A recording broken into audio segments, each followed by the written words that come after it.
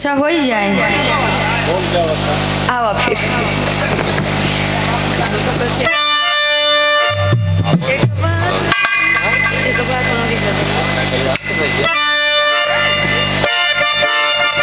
वाह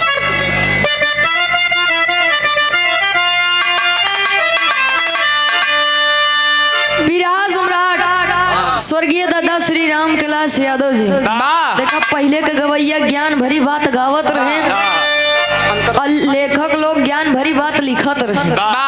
अब वाले का लिखता कहाँ से लिखता कोनो यता पता नहीं बा। अबे जैसे चाचा बताओ बहन के डीजे में बजावत है कि एक लगन अच्छे सुन ले दोबारा मन तार खुद ही न कहे तो सुना।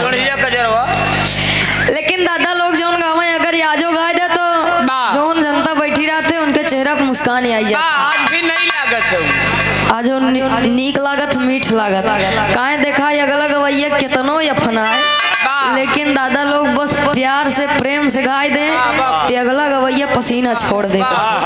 पकड़ के दादा गावे कैसे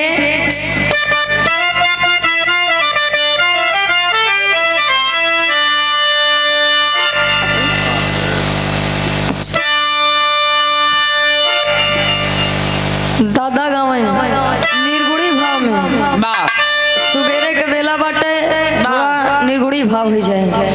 आत्मा रूपी दुल्हन परमात्मा रूपी दुल्हा के वर्णन बात गुरु जी गावे कैसे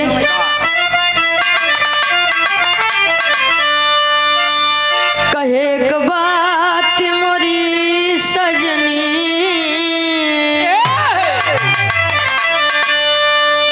सुने वाले बड़का मित्र आप सब महान हैं। आज कई दिन का नहान है कहे एक बात मोरी सजनी गठिया लाया चरिया में एक बात मोरी सजनी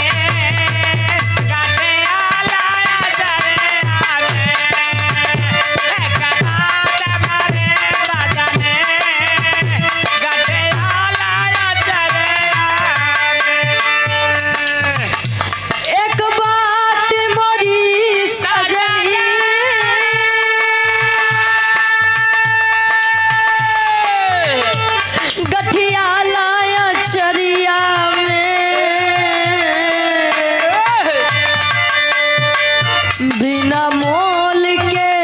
संसार में अगर आया यहाँ कितनो दाढ़ी मोछ रख ले लेकिन हुआ बरे सब दुल्ही नहीं है भैया बिना मोल के बिकी जइबू बिना मोल के बिकी जइबू माया के बजरिया में बिना मोल के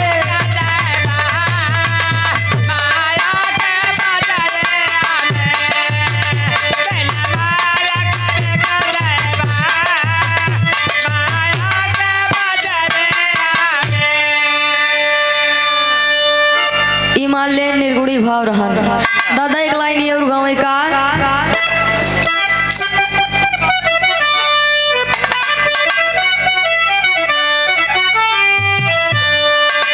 पहले घर जौन रहा हुआ वह घरे बड़ेर रहत पहले ही मोबाइली वाला सिस्टम नहीं रहा पहले चिट्ठी तार चले सोचा अगर कौआ घरे बोल दे तो मनई आभास कैले कि आज क्यों आए आज अगर वह कहता कहाँ है कौन जमाना वाली बात करत है जमाना कहाँ से कहाँ पहुँच गया तो वह कौए पीछे परेशान दादा गाँव कैसे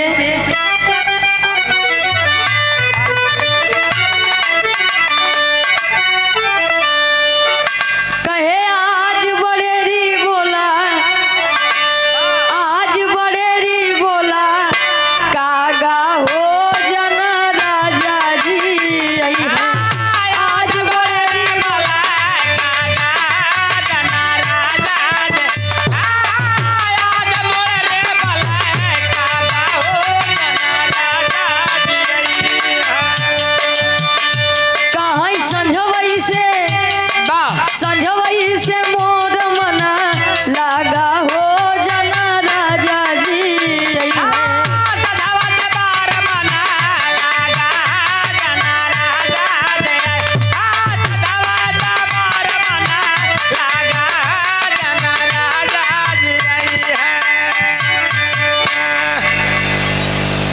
नहीं और लइया कहाँ कहाँ जाने दे।